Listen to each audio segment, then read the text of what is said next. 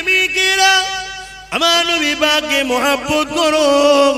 আল্লাহ নবী কতটা কষ্ট করে দ্বীন ইসলামের প্রচার করেছেন শোনো। আল্লাহ নবী যখন কাবার জমিনে এসে দাঁড়িয়ে গিয়ে এলাকার মানুষকে ডাক দিয়েছিল, এলাকার মানুষেরা বলো লা ইলাহা ইল্লাল্লাহ আনা মুহাম্মাদুর রাসূলুল্লাহ, লা ইলাহা ইল্লাল্লাহ, নেই কোনো ইলাহ আল্লাহ ছাড়া, আর আমি মুহাম্মদ আল্লাহর প্রেরিত রাসূল, এটাকে মেনে নাও, এটাকে তোমরা বিশ্বাস করে নাও। এ যুবকেরা, সেই সময় দেখা যায় এলাকার সবাই আল্লাহ নবীর দিক দিয়ে মুখ ফিরিয়ে নিয়ে চলে গেল। পরের দিন নবী আমার আবার সবাইকে ডাক দিলেন কাবার পাশে। কাবার পাশে একটা উঁচু জায়গায় দাঁড়িয়ে আল্লাহ নবী আবার বলতে লাগলে, সেই সময় আবু জেহেল, উতবা, সাইবা তারাও এই মিটিং এর মধ্যে এসে আল্লাহ নবীর সঙ্গে বেয়াদবি করেছিল। বাবারা, মাহারা, এতিম সেই নবী আমার কাঁদতে কাঁদতে কাঁদতে একা একা ঘরে চলে গেলে। এ যুবকেরা, আজ আমরা যে এক আল্লাহকে মানি, এতটা সহজে আল্লাহকে পাইনি গো। আমরা যে আল্লাহ পাকের উপাসনা করি, এত সহজে আল্লাহকে পাই না গো। অনেক কষ্টের পরে পৃথিবীর মানুষ নকল খোদার উপাসনা ছেড়ে দিয়ে তিনার স্রষ্টা, আমার তোমার স্রষ্টা এক আল্লাহ পাকের উপাসনা পেয়েছে। এটা আমার নবী পাকের অনেক কষ্টের বিনিময়, এত সহজে নয়। আজকে সেই নবীর উম্মত আমরা মনে করছি না চলো দুনিয়াতে গায়ে হাওয়া লেগে দিই, সব আখেরাত টাখেরাত যখন হবে তখন দেখা যাবে। এটা ভাবছেন নাকি? হ্যাঁ, কোনো গ্যারান্টি আছে আজকে সন্ধ্যা হবে কালকে সকাল আপনি দেখতে পাবেন? কোনো গ্যারান্টি নাই। একটু বোঝো আমার যুবক ভাইরা, তোমরা যদি না বোঝো আমাদের কিছু করার নাই। অনেক কষ্ট করেছে আল্লাহর নবী। 3 দিনের দিনে নবী যখন আবার এলাকার মানুষকে ডাকলো, হতভাগা আবু জেহেল আমার রাসূল পাক সাল্লাল্লাহু আলাইহি সাল্লামের নূরের চেহারাতে হাত পর্যন্ত তুলে দিল। শুনছো? আমার নবীকে আঘাত পর্যন্ত করলো। তাহলে আমার নবীকে যদি আঘাত করতে পারে তো নবীর গোলামদের ঘরে আঘাত করবে, এটা আশ্চর্যের কিছু নয় তো? এটা আশ্চর্যের বিষয়? নবীর থেকে কি নবীর গোলামরা বড় নাকি? সেই দয়ার নবী, হ্যাঁ, তিনার সঙ্গে আবু জেহেল বিয়াদবি করে ফেলল। আল্লাহ নবী, বাবারা, মাখারা নবী চোখের পানি ফেলে কাঁদতে কাঁদতে ঘরে ফিরতেছে। হঠাৎ করে রাস্তাতে দেখা হয়ে যায় আবু বকর সিদ্দিকের সাথে। ও যুবকেরা, ফুরফুরা শরীফে যে আবু বকর আছে, তিনার পূর্বপুরুষ আবু বকর সিদ্দিক আমার রাসূলের প্রথম সাহাবীর সঙ্গে দেখা হয়ে যায়। আল্লাহ নবী আবু বকরকে দেখে ওই অবস্থাতে বলতে লেগেছে, আবু বকর রে, তুমি কি আমাকে মেনে নেবে? হযরতে আবু বকর বলেছিলেন, আব্দুল্লাহর বেটা মুহাম্মদ সাল্লাল্লাহু আলাইহি ওয়াসাল্লাম, আপনি কি কথা শোনাতে লেগেছে? আল্লাহ নবী বলেছেন, লা ইলাহা ইল্লাল্লাহ আনা মুহাম্মাদুর রাসূলুল্লাহ। এ আবু বকর, নেই কোনো ইলাহ এক আল্লাহ ছাড়া, আর আমি মুহাম্মদকে আল্লাহ আখিরি রাসূল করে পাঠিয়েছে, মেনে কি নেবে? কোনো প্রশ্ন না করে, কোনো মুজিজা দেখতে না চেয়ে, কোনো দ্বিধা দ্বন্দ্ব না করে এক কথাতে নবী পাকের নূরের হাতে হাত দিয়ে দিনে ইব্রাহিমের মধ্যে ছিল দিনে মুহাম্মাদিতে চলে আসলে। আরো জোরে বলুন সুবহান। একটা হলো, একটা নায়ের পক্ষে আসলো রাসূলুল্লাহর পক্ষে।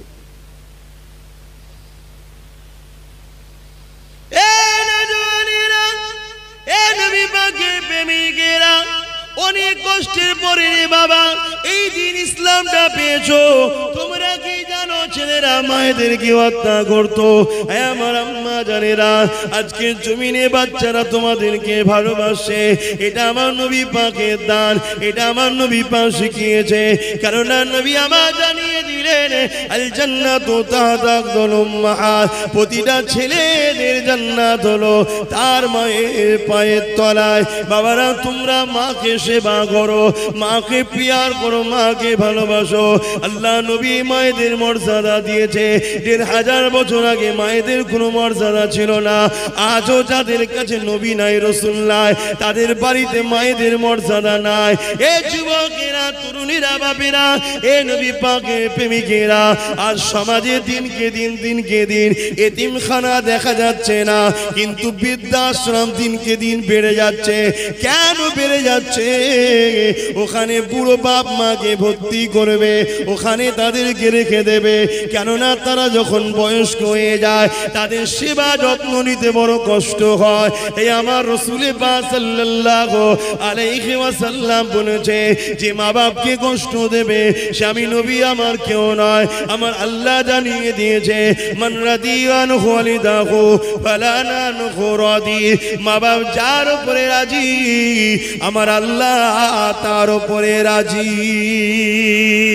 এই জন্যই তো তোমাদের ভাইজান বলেছিল বাংলার জমিনে এমন একটা আইন ব্যবস্থা করা দরকার, যারা মা বাপকে ভাত দেবে না, জুলুম করবে, তাদের 12 বছরের জেল হওয়া দরকার। ভুল বলেছিলাম? হুজুর কেন বলবে?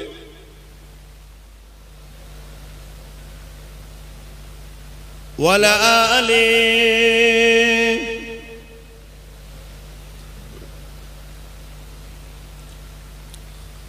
وقال الله تعالى في كلام المزيد والفرقان الحميد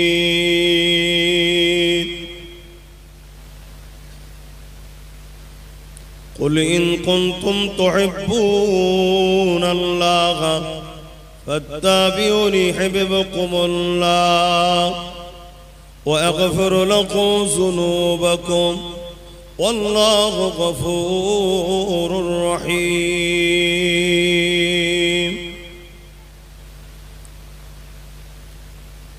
وقال الله تعالى في كلام المزيد والفرقان الحميد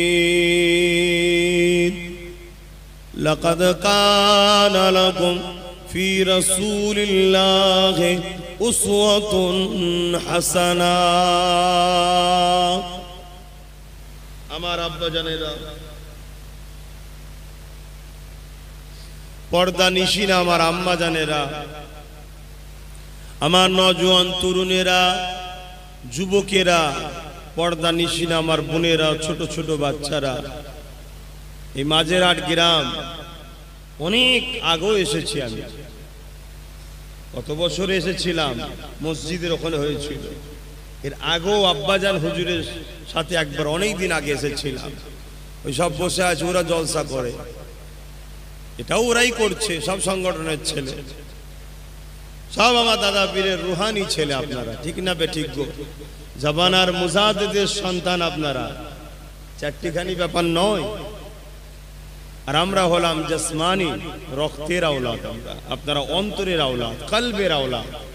অনেক গাছ দেখবেন কলম লাগায়, চারা ছাড়া কলম লাগিয়েও হয়, হয় না? হয় না? আপনারা হলেন দাদা হুজুর পীর কেবলার অন্তরের বাচ্চা, রুহানি সন্তান, ইমানি সন্তান, কলবের বাচ্চা আপনারা। আমরা হলাম কলব ও রুহানি দুটোই। তো যাক, আজ আবার এসেছি আপনাদের গ্রামে, আপনাদের এলাকায়। আল্লাহ পাক দু কথা বলার তৌফিক দেন, বলুন আল্লাহুম্মা আমিন। আমার স্টেজে বসে থাকা এবং জায়গা স্টেজে সবার না হওয়ার পরও আমার অনেক মুরব্বী বাপেরা নিচেও বসছেন। সমস্ত বাপেদের কাছে আমার আন্তরিক ভালোবাসা। দোয়া করেন আপনাদের এই বাচ্চাকে আল্লাহ যেন দ্বীন ইসলামের খাদেম হিসাবে যেন আল্লাহ কবুল করে, বলুন আল্লাহুম্মা আমিন। আমার পূর্বে উলামা হযরতরা অনেক আলোচনা করেছেন, কে কি আলোচনা করেছেন সব নিজ নিজ দায়িত্বে করেছেন। এখন আমি গুনাহগার, যেটা বলবো নিজ দায়িত্ব নিয়ে কোরআন সুন্নাহর আলোকে গুটিকত কথা বলবো। আজ ভাঙড়, কাশীপুর, দক্ষিণ 24 পরগনা, উত্তর 24 পরগনা এবং আমার পশ্চিম বাংলায় আল্লাহ শকর 3.5 কোটি কম বেশি মুসলিম আছে। মাথায় টুপি, মুখে দাড়ি, মসজিদ আছে, মাদ্রাসা আছে, কোরআনের তেলাওয়াত আছে, কোরআনের মাহফিল আছে, হাদিস আছে। আমার ভারতবর্ষে গভর্নমেন্টের হিসাবে 18 থেকে 19 কোটি কম বেশি, বাকিটা আল্লাহ ভালো জানে, মুসলিম আছে। আমার হিসাবে আরো অনেক বেশি, যাই হোক ওটাকেই ধরে চলছি। এই যে এত কোটি কোটি মুসলমান তাম বিশ্ব জুড়ে 200 কোটির কাছাকাছি বা বেশি তো কম নয় মুসলিম আছে। কিন্তু আজ থেকে 1500 বছর আগে 12 রবিউল আউয়াল সোমবার শবে সাদেকের সময় আমার রসুল যখন দুনিয়ায় তাশরীফ এনেছিলেন, হাতে গোনা গুটিকত মানুষ দ্বীনে ইব্রাহিমের উপরে ছিলেন, নাই সত্যের উপরে ছিলেন, এক আল্লাহ দাসত্ব করতেন।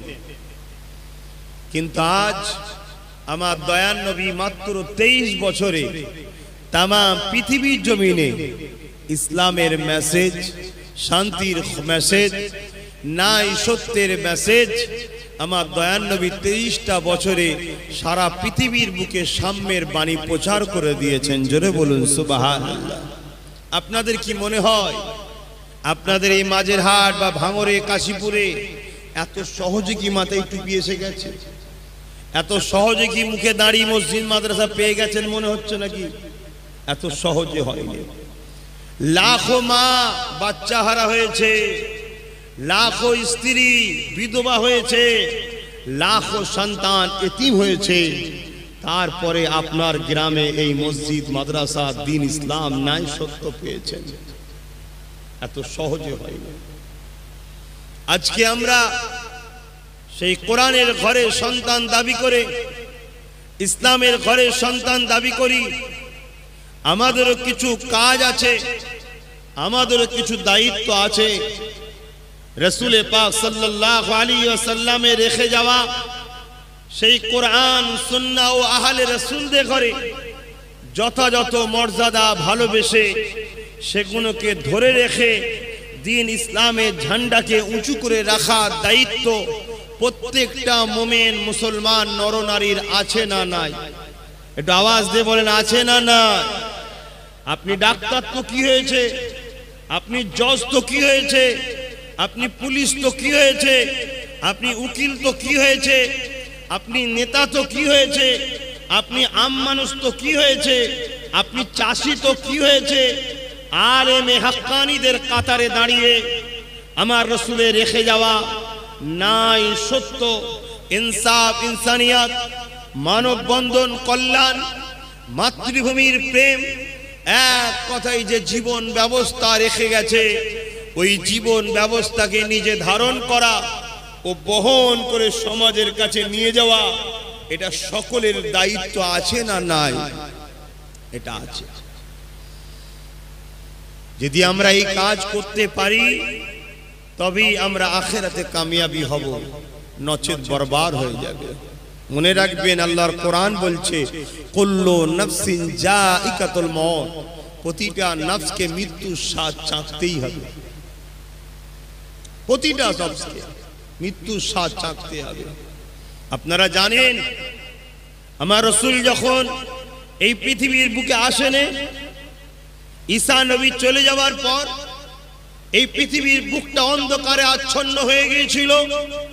ছেলেরা মায়েদেরকে হত্যা করত, বাপেরা মেয়েদেরকে জ্যান্ত পুঁতে দিত, বাজারে নারী বিক্রি হতো, গরিবদের ঘরে কৃতদাস দাসী বানিয়ে রাখা হতো, মানুষের গলায় কোমরে বেড়ি পরিয়ে বাজারে তাদেরকে বিক্রি করা হতো।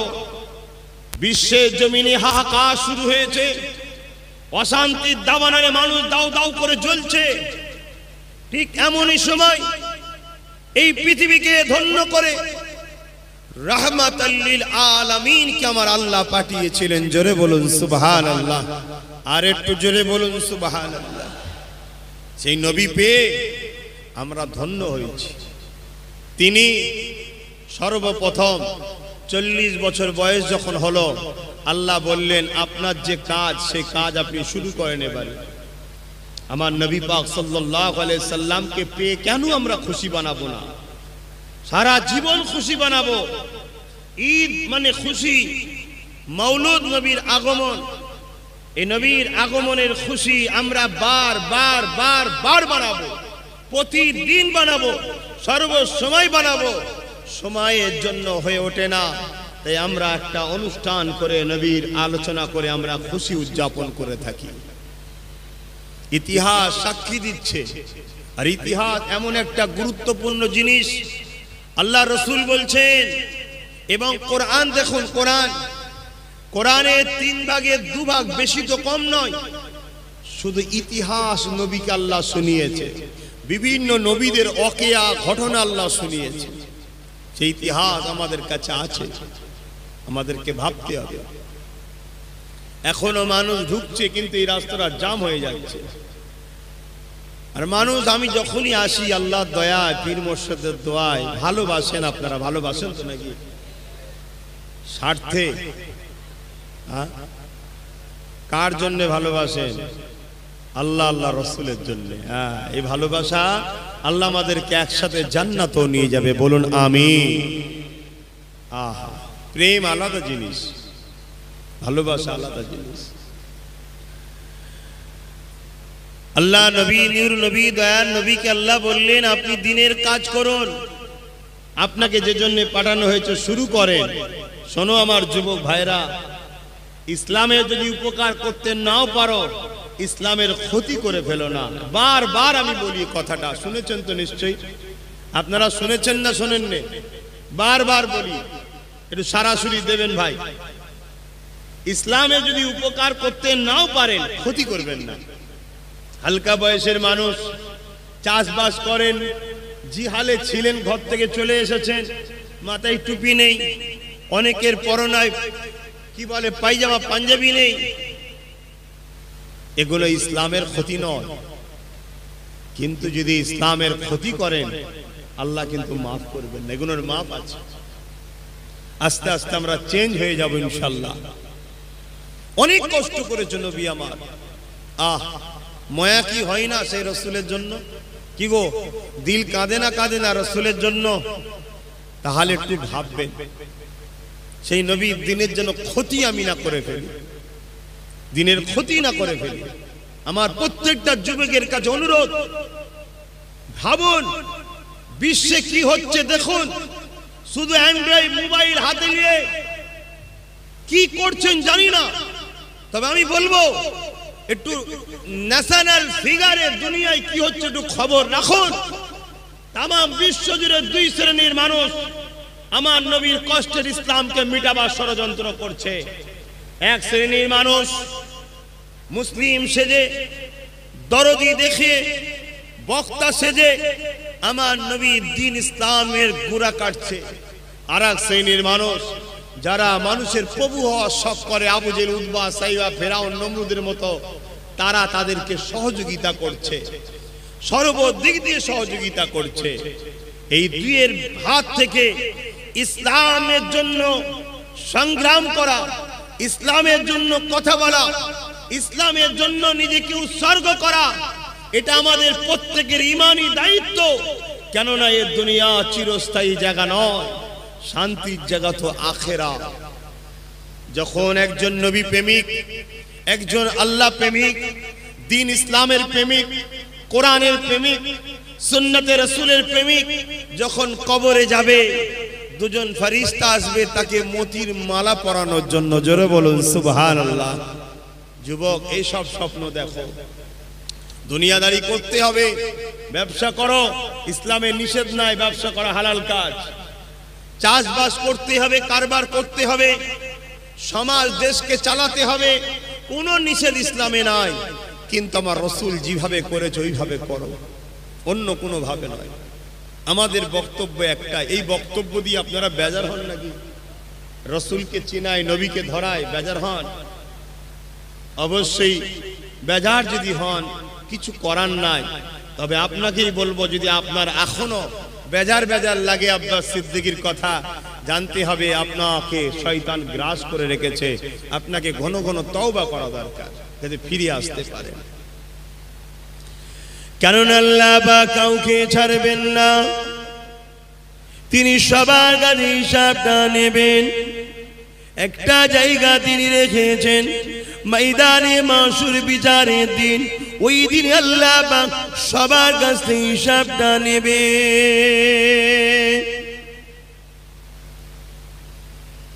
এ নওজওয়ানেরা, আল্লাহ পাক আমার নবী পাককে এত ভালোবাসে, আল্লাহ পাক আমার নবী পাককে এত প্রিয়ার করে। সেই নবী পাক কত কষ্ট করে এই দিনের প্রচারটা মানুষের কাছে দিয়ে গেছে।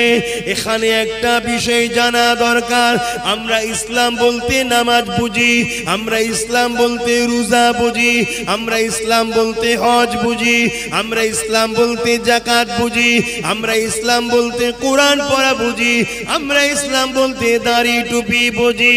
অবশ্যই কোনো ইসলাম, কিন্তু এর মধ্যে সীমাবদ্ধ নয়। ইসলাম একটা লাইফ স্টাইলের নাম, যেটা আমাদের কল্যাণ নিয়ে আসবে। যেমন নামাজ ইসলামের নাম, রোজা যেমন ইসলামের মধ্যে, হজও যেমন ইসলামের কাজ, দান খায়রাত যেমন ইসলামের কাজ, মা বাপকে সেবা করা ইসলামের কাজ, গরিবদেরকে ভালোবাসা ইসলামের কাজ, বড়দেরকে সম্মান করা ইসলামের কাজ, ছোটদেরকে স্নেহ করা ইসলামের কাজ, অন্য ধর্মের মানুষের সঙ্গে মানব বন্ধন রাখা এটাও ইসলামের কাজ। কেউ গরিব বিপদে পড়ে গেলে তাকে আশ্রয় দেওয়াটা এটাও ইসলামের কাজ। এই যুবকেরা, মাফ করবেন, সত্য কথা বলি, মেনে নেন। তুমি যদি মনে করো আমার মাতৃভূমিকে নিরাপদে রাখবো, মাতৃভূমির জন্য তুমি চেষ্টা করছো, মাতৃভূমিকে উপকার করা, মাতৃভূমির উন্নতি করা, দেশের সেবা করা, দেশবাসীর সেবা করা, এটাও ইসলামের, অবশ্যই ইসলামেরই কাজ।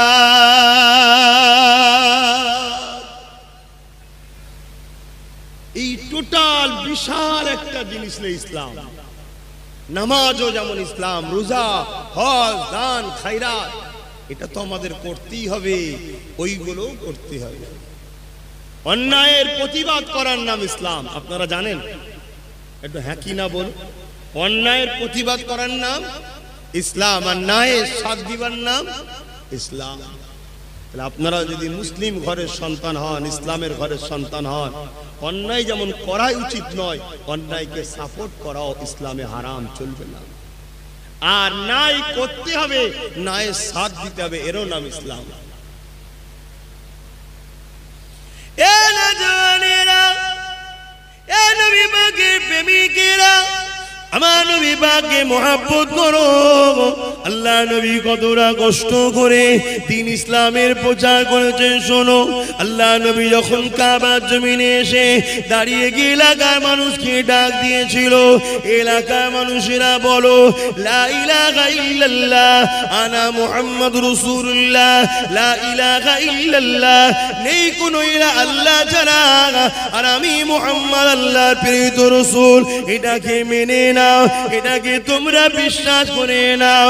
এ যুবকেরা, সেই সময় দেখা যায় এলাকার সবাই আল্লাহ নবীর দিক দিয়ে মুখ ফিরিয়ে নিয়ে চলে গেল। পরের দিন নবী আমার আবার সবাইকে ডাক দিলেন কাবার পাশে। কাবার পাশে একটা উঁচু জায়গায় দাঁড়িয়ে আল্লাহ নবী আবার বলতে লাগলে, সেই সময় আবু জেহেল, উতবা, সাইবা তারাও এই মিটিং এর মধ্যে এসে আল্লাহ নবীর সঙ্গে বেয়াদবি করেছিল। বাবারা, মাহারা, এতিম সেই নবী আমার কাঁদতে কাঁদতে কাঁদতে একা একা ঘরে চলে গেলে। এ যুবকেরা, বাপেরা, আজ আমরা যে এক আল্লাহকে মানি, এতটা সহজে আল্লাহকে পাইনি গো। আমরা যে আল্লাহ পাকের উপাসনা করি, এত সহজে আল্লাহকে পাই না গো। অনেক কষ্টের পরে পৃথিবীর মানুষ নকল খোদার উপাসনা ছেড়ে দিয়ে তিনার স্রষ্টা আমার তোমার স্রষ্টা এক আল্লাহ পাকের উপাসনা পেয়েছে। এটা আমার নবী পাকের অনেক কষ্টের বিনিময়, এত সহজে না। আজকে সেই নবীর উম্মত আমরা মনে করছি না চলো দুনিয়াতে গায়ে হাওয়া লেগে দিই, সব আখেরাত টাখেরাত যখন হবে তখন দেখা যাবে। এটা ভাবছেন নাকি? হ্যাঁ, কোনো গ্যারান্টি আছে আজকে সন্ধ্যা হবে কালকে সকাল আপনি দেখতে পাবেন? কোনো গ্যারান্টি নাই। একটু বোঝো আমার যুবক ভাইরা, তোমরা যদি না বোঝো আমাদের কিছু করার নাই। অনেক কষ্ট করে আল্লাহর নবী 3 দিনের দিনে নবী যখন আবার এলাকার মানুষকে ডাকলো, হতভাগা আবু জেহেল আমার রসুল পাক সাল্লাল্লাহু আলাইহি সাল্লামের নূরের চেহারাতে হাত পর্যন্ত তুলে দিল। শুনছো? আমার নবীকে আঘাত পর্যন্ত করলো। তাহলে আমার নবীকে যদি আঘাত করতে পারে তো নবীর গোলামদের ঘরে আঘাত করবে, এটা আশ্চর্যের কিছু নয় তো? এটা আশ্চর্যের বিষয়? নবীর থেকে কি নবীর গোলামরা বড় নাকি? সেই দয়ার নবী, হ্যাঁ, তিনার সঙ্গে আবু জেহেল বিয়াদবি করে ফেলল। আল্লাহ নবী বাবার মা খারা নবী চোখের পানি ফেলে কাঁদতে কাঁদতে ঘরে ফিরতেছে। হঠাৎ করে রাস্তাতে দেখা হয়ে যায় আবু বকর সিদ্দিকের সাথে। ও যুবকেরা, ফুরফুরা শরীফে যে আবু বকর আছে, তিনার পূর্বপুরুষ আবু বকর সিদ্দিক আমার রসুলের প্রথম সাহাবীর সঙ্গে দেখা হয়ে যায়। আল্লাহ নবী আবু বকরকে দেখে ওই অবস্থাতে বলতে লেগেছে, আবু বকর রে, তুমি কি আমাকে মেনে নেবে?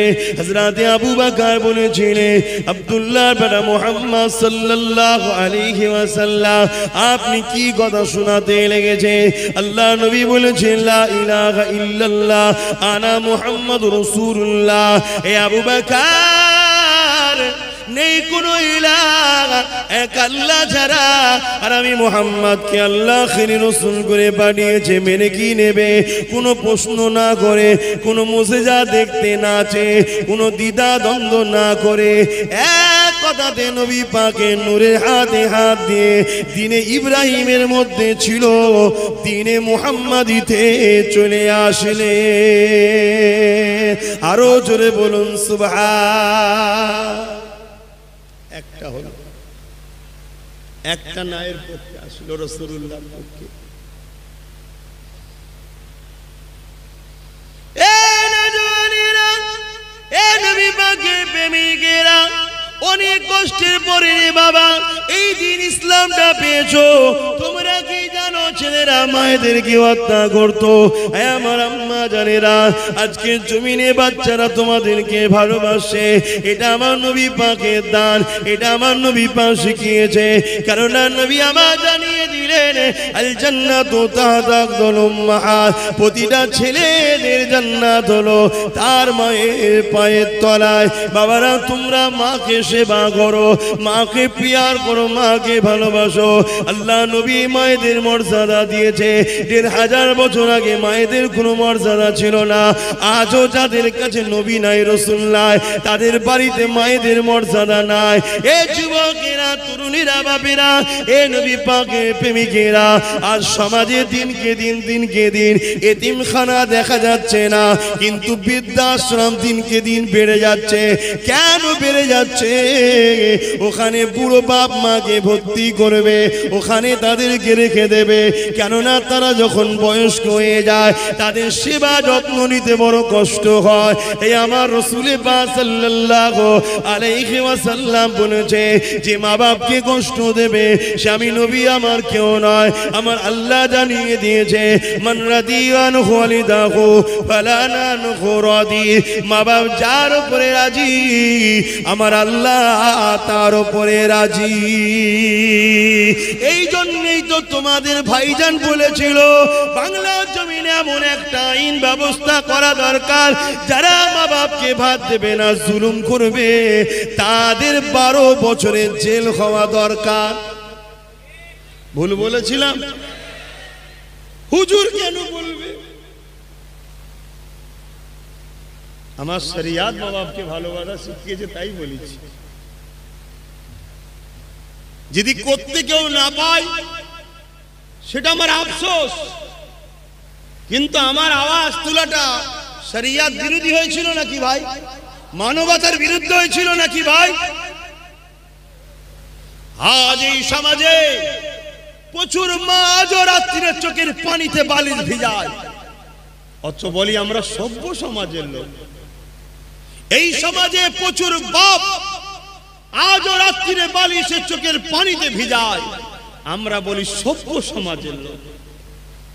তাই জানি না কোনদিন আল্লাহ আমার জবানে এই কথাটাকে কমসে কম বাংলার বুকে সাকসেসফুল করবে কি আমি জানি না, তবে চেষ্টা সংগ্রাম আগেও ছিল, আজও আছে, আগামী দিনও থাকবে। কোনদিন যদি আল্লাহ কামিয়াবি দেয়, অবশ্যই মা বাপের পক্ষে আইন তৈরি হওয়া দরকার আছে, করব ইনশাআল্লাহ। কথা বুঝছেন না বোঝেন না? কেন আজ মা বাপ কত কষ্ট করেছে। আল্লাহ নবী খোদ তিনি বলছেন যে আমার মা যদি হায়াতে থাকতো আর আমি মোহাম্মদ রসুল যদি নামাজে দাঁড়াতাম আর আমার মা যদি আমায় ডাকতো বাবা মোহাম্মদ, আমি নামাজ ছেড়ে দিয়ে মায়ের ডাকে সাড়া দিতাম। জোরে বলুন সুবহানাল্লাহ। আজ আমাদের ঘরের ছেলেরা অনেকে দেখা যায় মাকে ভালোবাসে না। খবরদার, তোমরা যদি আমাকে ভাই বলে ভালোবাসো, মোহাম্মদ রসুলকে নেতা বলে যদি ভালোবাসো, মা বাপকে ভালোবাসবে, মা বাপকে কষ্ট দেবে না, পিয়ার করবে, মহব্বত করবে। আর মা বাপেদের বলি, বাচ্চাগুলোকে জাহান্নামের কাঠ বানাবেন না, বাচ্চাগুলোকে আল্লাহ রসুলের জীবনী পড়ান এবং আল্লাহ নবীর বংশের সঙ্গে বন্ধুত্ব করান এদেরকে, তাহলে আমরা শিখাবো। মাতাল, গাঁজাখোর, শয়তান, বদমাই, লুটেরা, লম্পটদের সঙ্গে যদি বন্ধুত্ব শিখান, তারা তো আপনাদের বাচ্চা দেখার ওই রকমই শিখাবে। কি গো, কথাটা ভুল বলছি? আল্লাহ কারে আমাদের ঘরের ছেলে সব ভালো ছেলে, খারাপের দিকে হচ্ছে কি করে? সোহবতে খারাপ হয়ে যাচ্ছে, খারাপ সোহবতে গিয়ে। বাপেরা, নওজওয়ানের আল্লাহ নবী, নূর নবী, দয়ার নবী এইভাবে দুনিয়া মানুষকে নাই সত্যের কথা প্রচার করতে লেগেছেন। এ নওজওয়ানেরা, আল্লাহ নবী দিকে যারা আসে তাদের উপরে অনেক জুলুম অত্যাচার হতে লেগেছে। আচ্ছা, 4:30 পর্যন্ত শোনেন, এটা অন্য মহল্লায় হচ্ছে। এখন মাইকের সিস্টেম হয়ে যাওয়ার জন্য এগুলো ইজমা হয়েছে, কথা বুঝে আসছে। এটা নাচারের মশলা। আমার রাসূল পাক সাল্লাল্লাহু আলাইহি ওয়াসাল্লাম তিনি কত কষ্ট করেছে, আর যারাই রাসূলের পক্ষে গিয়েছিল তাদের উপরে কম অত্যাচার হয়েছে নাকি? যারাই গেছে, আপনারা ইতিহাস জানেন না? 4:15 আজান হবে এই মহল্লায়, 4:30 জামাত হবে। শুনতে পেয়েছেন? আল্লাহ নবী, নূর নবী, দয়ার নবী এই হক নাই সত্যের প্রচার করতে লেগেছে। আবু জেহেলের অন্যায় জুলুমের বিরুদ্ধে বলতে লেগেছে, বেইনসাফের বিরুদ্ধে বলতে লেগেছে, ইনসাফের পক্ষে বলতে লেগেছে। এ যুবকেরা, তরুণীরা, বাপেরা, নারীদের অধিকারের জন্য রসুল বলতে লেগেছে, গরিবদের অধিকারের জন্য রসুল বলতে লেগেছে, কৃতদাসদের অধিকারের জন্য রসুল বলতে লেগেছে, দিন মজুরদের অধিকারের জন্য রসুল বলতে লেগেছে। এ যুবক, শোনো শোনো শোনো, ইসলামকে যদি না জানো জেনে নাও। আজ যখন তোমাদের পীরের বাচ্চা আমি যখন গরিবদের কথা বলি, একদল মুনাফিকদের তখন বুকে ব্যথা জ্বরে। আরে আমার রসুল গরিবদের জন্য বলেছে, আমি কেন বলবো না? আল্লাহ নবী যেমন দিন মজুরদের জন্য বলেছে, খেটে খাওয়া মানুষের জন্য বলেছে, আমি কেন বলবো না? আল্লাহ নবী অসহায় নারীদের অধিকারের জন্য বলেছে, আমি কেন বলবো না? আমি যখনই বলি কারো কোনো সমস্যা হয়, আজকে দিনে তাদের সমস্যা হয়, ওই দিনে যাদের সমস্যা হয়েছিল তারা কারা? আবু জেহেল, উতবা, সাইবা, আবু লাহাব, তাদের সমস্যা হয়েছিল। আজও এমন কিছু আবু জেহেল আছে তাদের সমস্যা হয়। এ যুবকেরা, সেই দিন আমার নবীর পক্ষে, নায়ের পক্ষে যারা এসেছিল তাদেরকে রাসূলের থেকে সরাবার জন্য অনেক জুলুম অত্যাচার হয়েছিল। ইতিহাস শুনলে অবাক হয়ে যাবে। আল্লাহ নবীর পক্ষে দাঁড়ানোর জন্য সাহাবা হুজুরদিগকে টেনে টেনে নিয়ে যে হাতে পায়ে দড়ি বেঁধে গরম পানির উপরে শুইয়ে দেওয়া হতো, বুকের উপরে ভারী পাথর চাপিয়ে দেওয়া হতো। তারা নিঃশ্বাস নিতে পারত না। মরুভূমির পাহাড় এলাকার গরম পানিতে পিঠ কানা পুড়ে যেত, ফুসকা পড়ে যেত, রস বেরোতে থাকতো, আর বুকে ভারী পাথর চাপিয়ে দিত। এই অবস্থায় তাদেরকে আবু জেহেল, উতবা, সাইবা, জালিমরা বলতো, মুহাম্মাদের দল ছেড়ে দাও, আল্লাহ পাকের দল ছেড়ে দাও, মুহাম্মাদের দল ছেড়ে দাও। শুনে রেখে দাও যুবক, তাদেরও জিন্দেগি ছিল, তাদেরও সংসার ছিল, তাদেরও বাঁচার শখ ছিল, তাদেরও কষ্ট হতো, তারাও মানুষ ছিল। কিন্তু এত কষ্ট সহ্য করার পরও তারা জবান দিয়ে একটাই কথা বলতো, আমরা আমাদের খুশি মনে জিন্দেগি দিয়া পছন্দ করি, নায়ের পথ কখনো ছাড়া পছন্দ করি না। আরো জোরে বলুন সুবহান।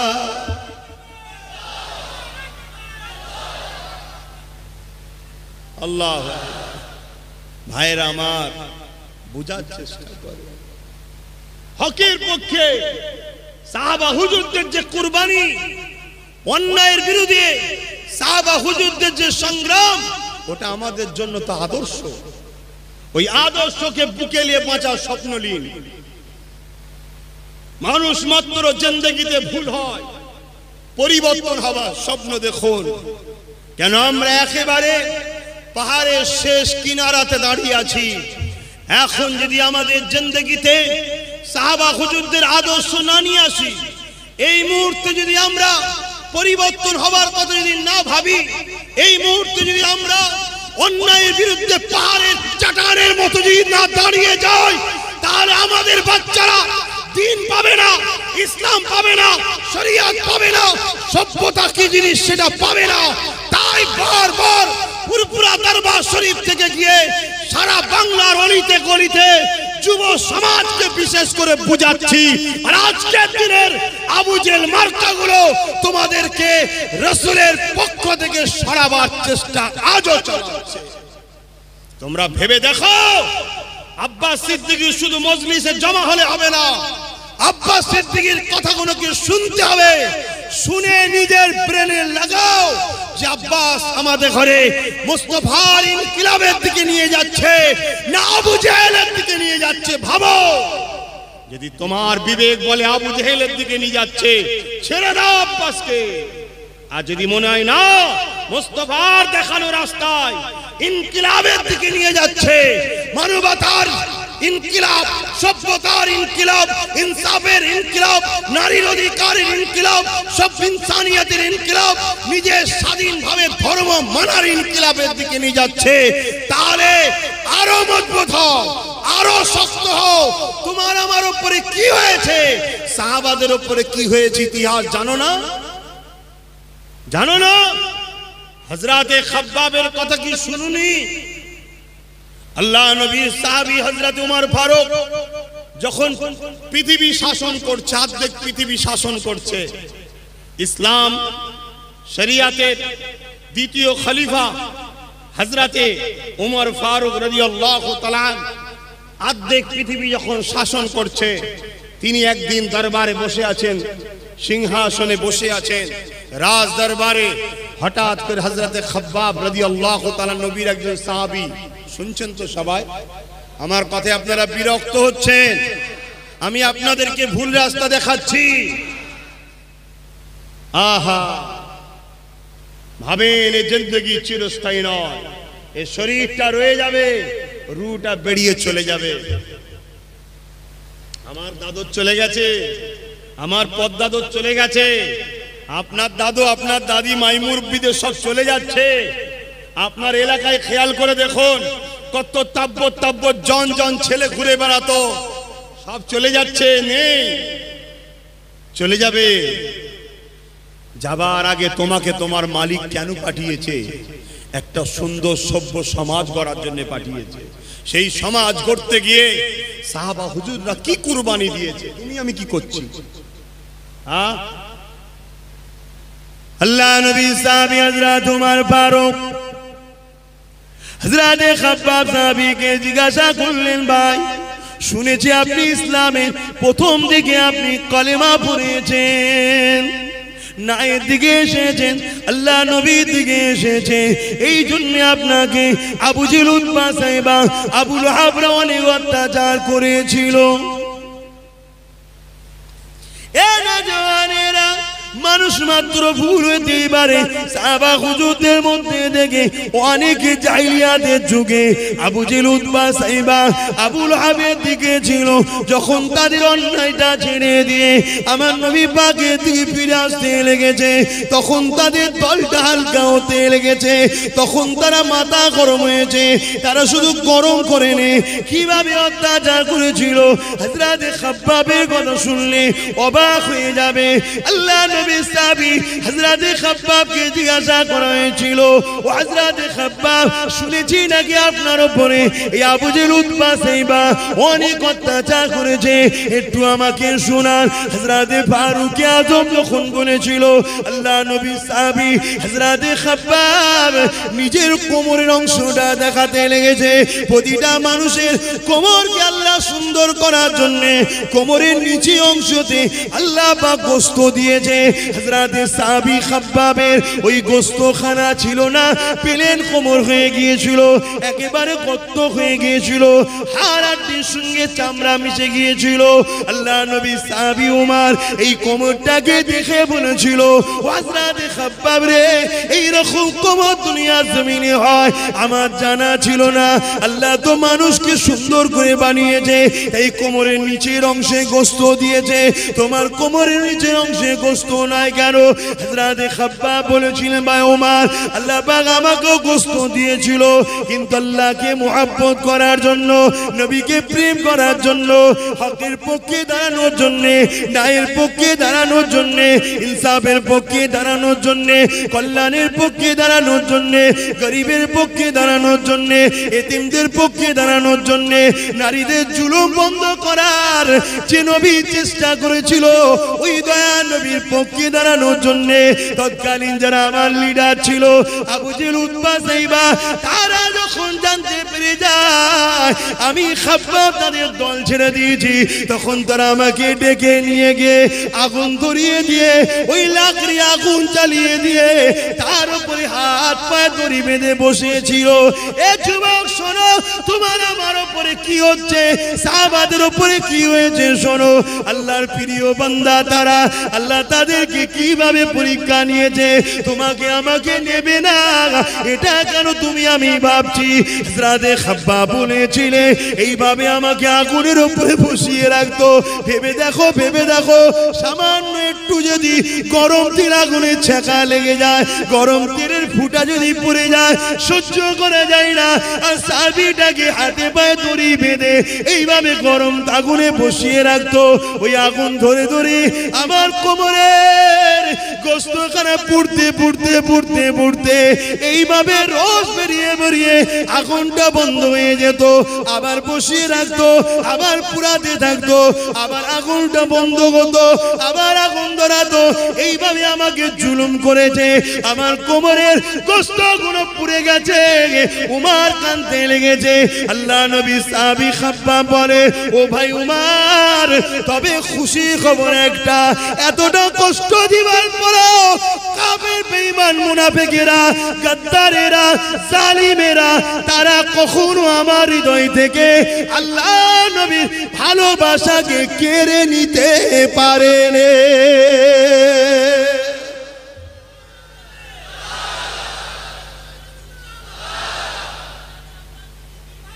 ভাই আমার, যুবক বোঝো, যুবক বোঝো, এখনো তোমাদের হাতের লাগামের মধ্যে আছে। ইনসাফের জন্য ভাবো, ইসলামের নামই হলো ইনসাফ। কথা বুঝছেন না, বোঝেন না? ইসলাম কাকে বলে? পিপাসিত মানুষের পিপাসা মিটাবার নাম ইসলাম। ইসলাম কাকে বলে? নবী বসে আছে, একটা ইহুদি ধর্মের ধর্মগুরু এসেছে, এসে জিজ্ঞেস করছে, হে আব্দুল্লাহর বেটা মুহাম্মদ সাল্লাল্লাহু আলাইহি সাল্লাম, সে বলেন আমি বলছি সাল্লাল্লাহু আলাইহি সাল্লাম, শুনলাম তুমি দ্বীন ইসলামের নবী দাবি করেছো, প্রচার করছো, বলো ইসলামের সবথেকে ভালো কাজ কি? শুনবে না যুবক? সবথেকে ভালো কাজ কি? আল্লাহ নবী বলেছিলেন, ক্ষুধার্ত মানুষকে খাওয়ানো ইসলামের ভালো কাজ। জোরে বলুন সুবহানাল্লাহ। আজ আপনারা যুব সমাজ ইসলামের এই ভালো কাজটা করা দরকার আছে না নাই? জোরে বলুন আছে না নাই? আল্লাহকে সাক্ষী রেখে হাত তুলে বলুন করা দরকার আছে না নাই? এই হাত যদি সত্য হয় হাত তুলে রাখুন, আল্লাহকে সাক্ষী রেখে অঙ্গীকার হন, জিন্দেগি লাগে জিন্দেগি দেব, মাল লাগে মাল দেব, গরিবদের ক্ষুধা নিবারণের জন্য আমরা আমাদের সবকিছু উৎসর্গ করে দ্বীন ইসলামের আদর্শ জীবন গড়ে তুলব। জোরে বলুন সুবহানাল্লাহ। আপনার তাহলে গরিব মানুষদের মুখে খাবার দিবার জন্য স্বপ্ন দেখছেন তো নাকি? আজ তো গরিবকে খেতে দেয় না, গরিব খেলে আবার তার থেকে ফাইন করা হয়। ভালো খেলি কি করে বল? সমাজে ঘটে না ঘটে না? গরিব ভালো খাবে কেন? আরে গরিবকে ভালোবাসার। এখানে আর একটা কথা বলে দিই, গরিবটা যদি অন্য ধর্মের হয় খাবে। জোরে বলুন।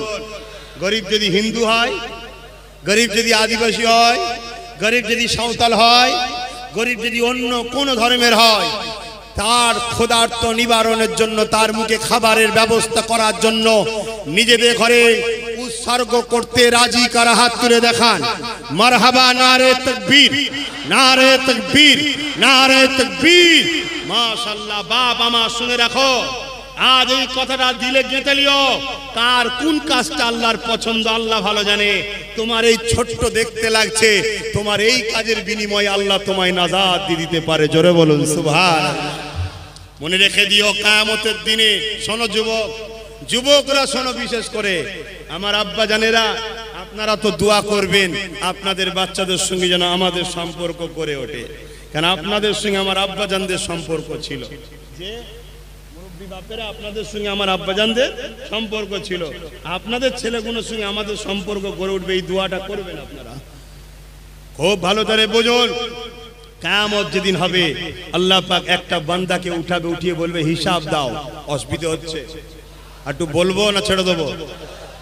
আল্লাহ বলবেন হিসাব দাও। একটা যুবক কাঁদবে আর বলবে, আল্লাহ আপনি আমার কাছে হিসাব নেবেন না, আপনি আমাকে গোপনে গোপনে জাহান্নামে দিন। আল্লাহ গোপনে গোপনে